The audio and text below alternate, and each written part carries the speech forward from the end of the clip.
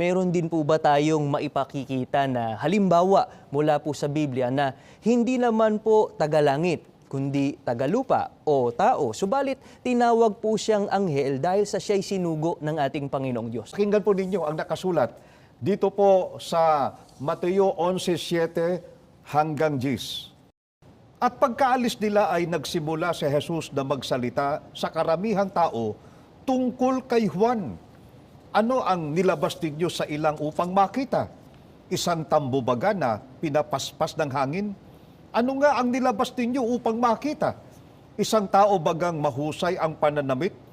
Alam na ninyo na ang mga nagdadamit ng gayon ay nasa bahay ng mga hari.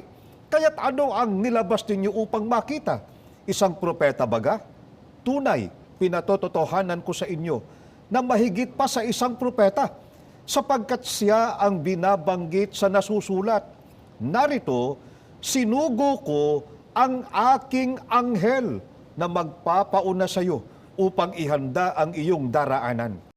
Mga mahal na kaibigan, malinaw po na pinatunayan po rito ng ating Panginoong Jesucristo mismo na si Juan Bautista po ang katuparan ng paunang salita o ng hula ng Biblia na ang banggit po, narito, sinugo ko ang aking anghel na magpapauna sa iyo.